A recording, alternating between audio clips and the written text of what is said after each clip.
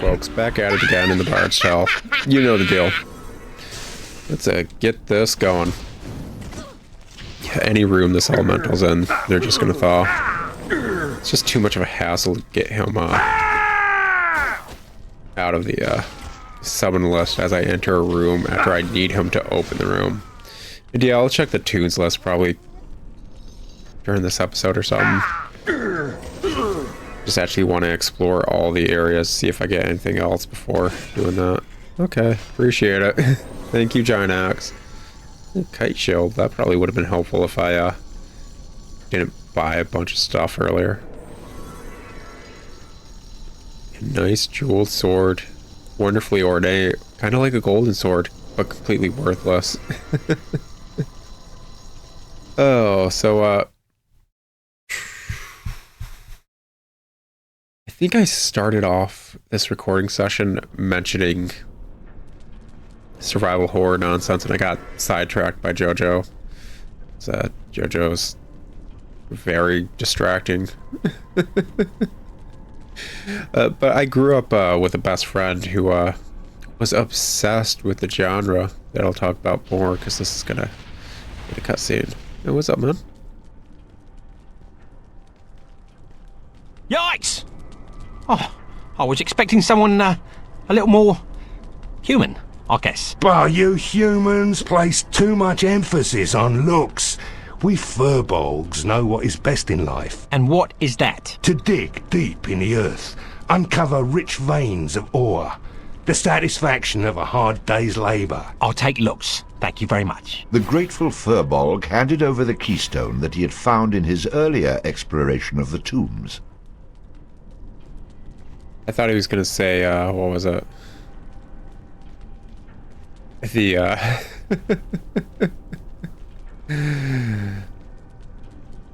crushing your enemies, seeing their ladies weep before you as you, skewer them through whatever the, Conan the Barbarian quote is. That is best in life. Isn't that Conan? I'm just gonna put up a picture of, I don't know, Conan the, late night talk show host or something while I say that. If Conan from like the late night talk show has never worn like a Conan the Barbarian outfit, he's missing out. It's like, he seems like a really fun dude for somebody that I've never watched the show of and only seen snippets of him just messing around. The fact that he's on like good terms with what is it, Hideo Kojima, to the point where he said, what, Death Stranding? I think he's just wearing a stupid outfit during it too. Yeah, but survival horror nonsense. Grew up with it. Very opinionated about it. Felt like it died for a bit. Came back from the dead, which I guess is fitting. Too easy. Probably around the 360 era. Yeah, the survival horror genre just stopped doing well for a bit. And I guess I'll probably talk about why, because it was partially done by Resident Evil. Yeah, so I know Resident Evil 4 is a lot of people's favorite Resident Evil, and they're allowed their opinions.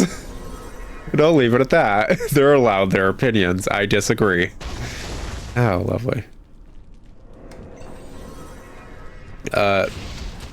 But that game isn't really a survival horror. It's a third-person shooter with horror elements. It's not really survival horror in any degree. I don't think you're ever in like a arguable dead game state kind of thing. Heck, Tilda, you shouldn't have been standing in front of the trap. That's on you. What do we got here? Adderstone. Oh, I don't see really any other trap. Lovely.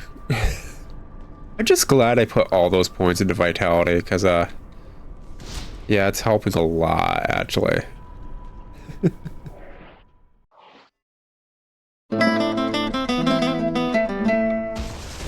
just get that going so she doesn't die to it. But yeah, Resident Evil 4. How did she die? I hit the trap so it wouldn't go off for her. How'd she still die? Oh, gosh, she's just one of those people that are just perpetually prone to horrible, life-threatening things, huh? Anyways, Resident Evil 4 just took Too easy. the entire survival horror genre and flipped it on its head because it did so well.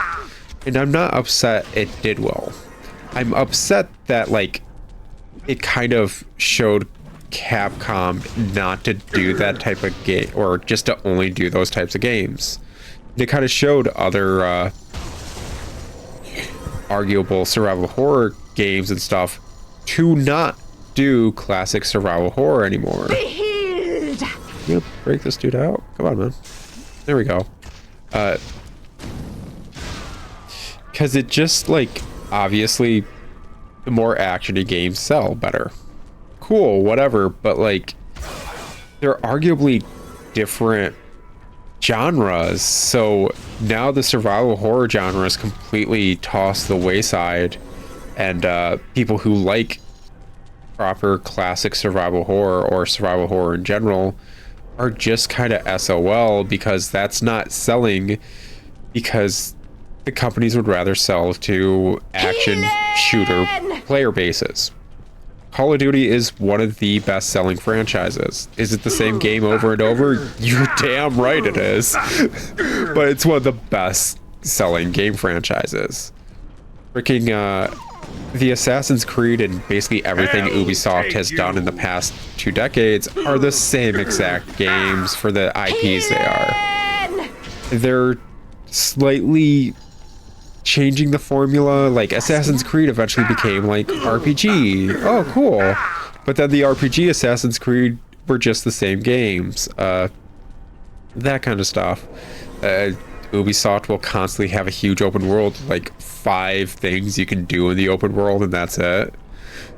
It's not really any other tasks you can do. It's a huge, massive open world, and it kind of showcases how Skyrim kind of ruined open world gameplay by turning it very baseline and vanilla,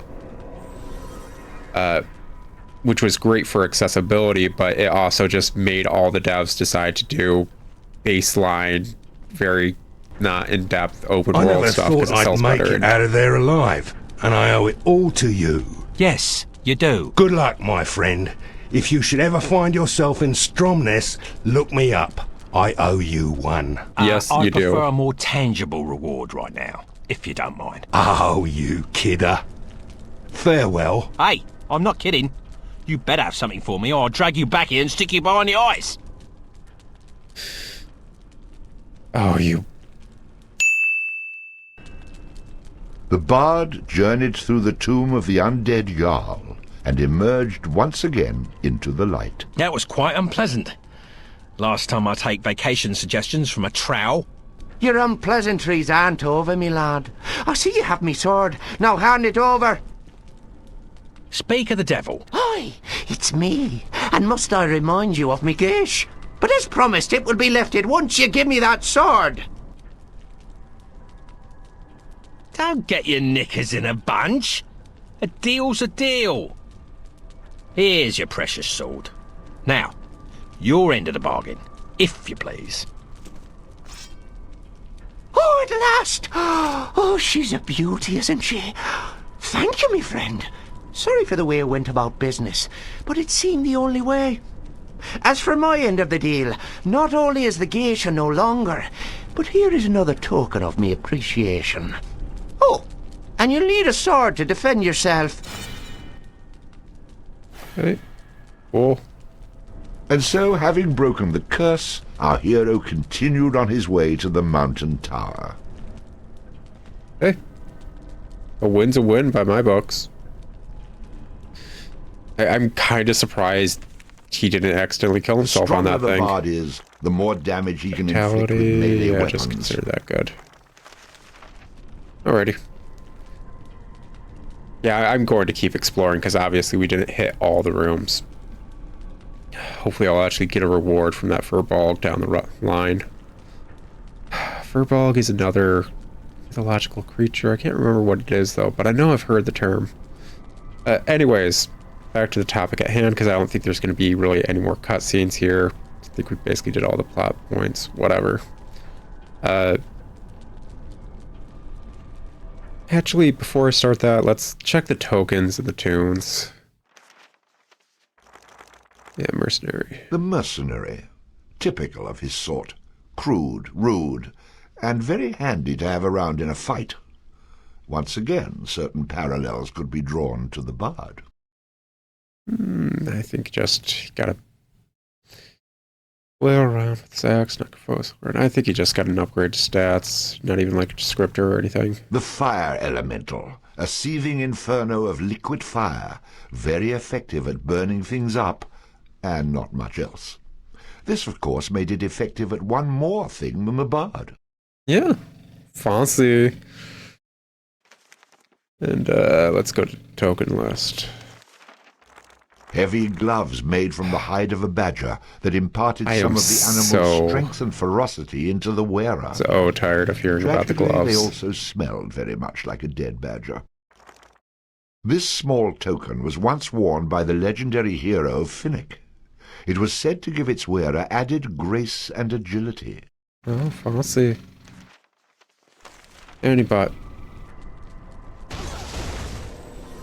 I don't even care about the fact that I'm getting smacked by things. Yeah,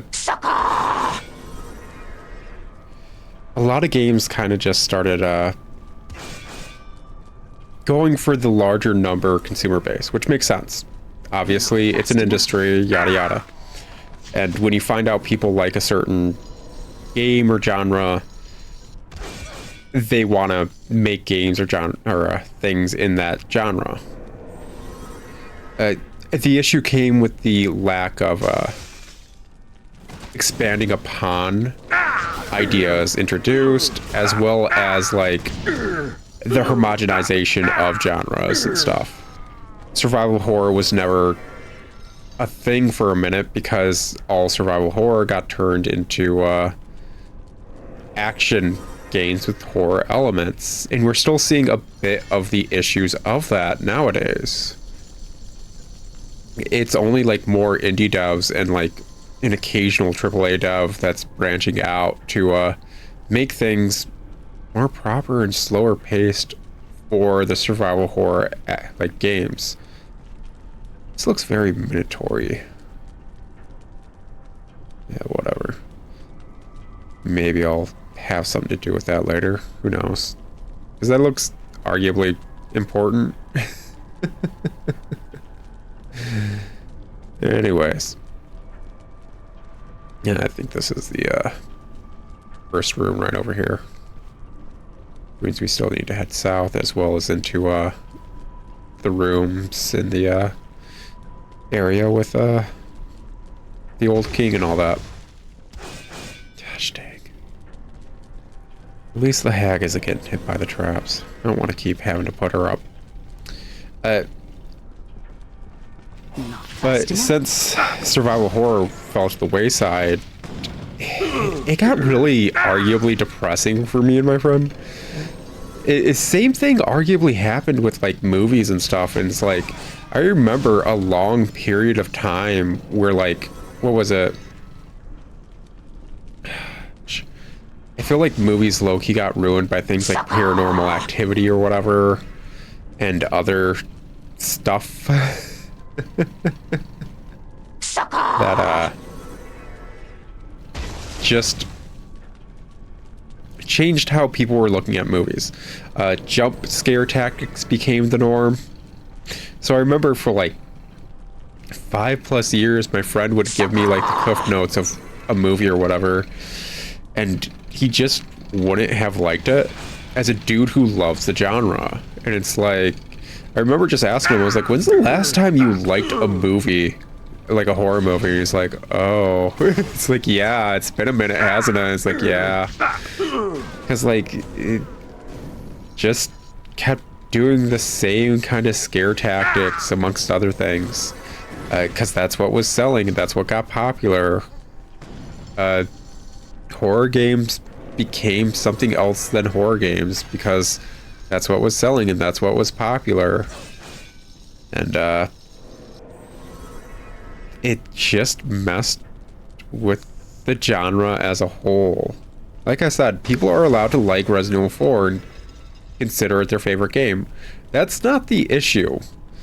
The issue is that Resident Evil 4 isn't a survival horror game. And the fact that Resident Evil 4 did so well, which wonderful, I love the fact that it did well, made it so Capcom stopped making survival horror games. That's the issue. Heavy gloves made from the hide of a Still got the badger badger that bat. imparted some of the animal's strength and ferocity into the wearer. Tragically, they also smelled very much like a dead badger. A symbol of power and leadership, the wearer of this crown found it easy to garner the respect of others. Once worn by kings and other men of great stature, this golden coronet was now worn by the bard. Sorry to disappoint, but hey, I look pretty fly in it. Gosh, like, and as like people's, like the studios started selling this game or this kind of like genre of game over and over, they stopped expanding on them. That's what I was leading into with the whole Ubisoft bit. Ubisoft and EA, especially EA, because it's really surreal to see what EA became in modern day like gaming nowadays. EA stands for Electric Arts. Electric Artists. And they used to be some of the most passionate game devs. It is so surreal to see the fact that they are like basically just money hungry things. Like they're the kind of dudes that would because they did PC games back in the day. Actually, I think they did the Bard's Tale. Did they? Yeah. Like the classic Bard's Tale like games and stuff too. And they do like, because PC games had these big box releases, which were basically equivalent to nowadays like collector's editions with all this wonderful nonsense depending on the game. And it was like opening a freaking present to open a big box PC game. And basically, EA always went above and beyond for their big box PC games. You see like the Thief game box and it's like very uniquely shaped and it's wonderful and it's just an adventure to explore all the nooks and crannies of and just see the artwork and the stuff that they're trying to sell this wonderful game in like just stealth, this wonderful stealth based game that was unique to the genre. Like, yeah, I know Metal Gear Solid was like a huge change to the stealth genre. I'm not going to deny that. That's wonderful. The Metal Gear series did great things for stealth games. Thief was like the most in-depth stealth game you could get for a while. Arguably, probably still, because like it's just so passionately and wonderfully done, and it's yeah, they don't care about that anymore. I think they rebooted Thief and it freaking apparently sucked. But like the kind of things you would do in Thief were like, oh, this type of floor is like loud and stuff. Let me use these arrows that will basically put down some moss or whatever and make it so I can sneak on these floors without getting caught. And you're just trying to like get your way to the objective and all that stuff. Stop. Stop with your nonsense.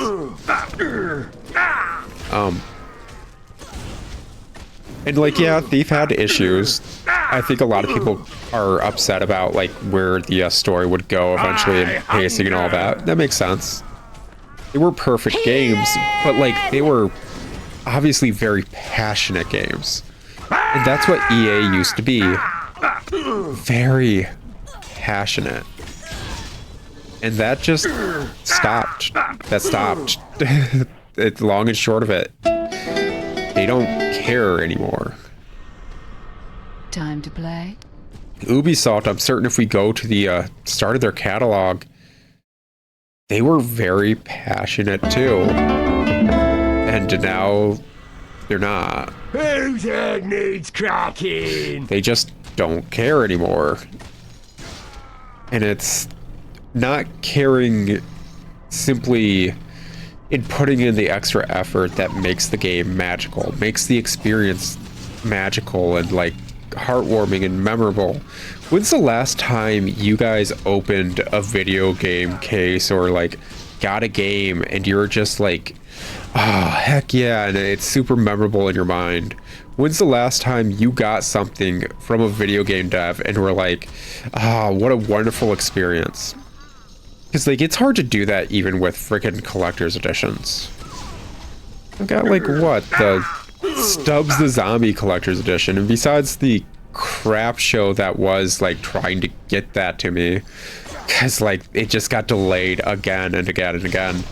Like it's this wonderful box that's looks like this old CRT dial TV, and it's got like a stuffed kidney or something in there, and it's very like heartfelt, but even then it's just a box that just looks like a TV, kind of sorta. Like there used to be a good bit of passion just in packaging, and that's not there anymore. There used to be a good bit of passion about like just forming your game and stuff, and a lot of devs don't do that anymore. There used to be different games for different genres as opposed to trying to fit every game into the same homogenized genre, so you can only put out 5 games and consider yourself good for every genre and every possible player base. It's not that anymore. And yeah, I'm just an older dude talking about how it was back in the day. It's a stupid conversation topic. I'm sorry, guys. But it is upsetting. Just...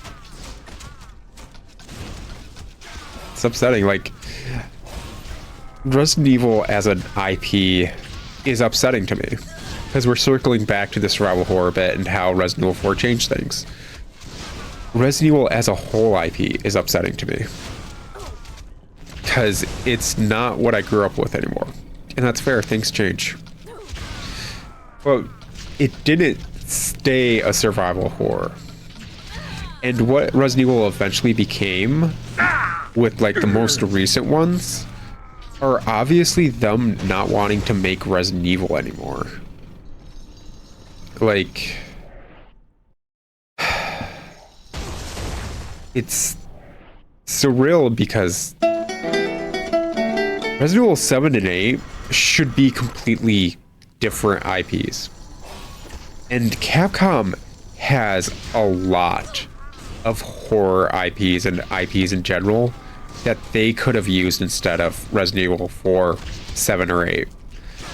And they just kind of used Resident Evil 7 and 8 because it's what people know.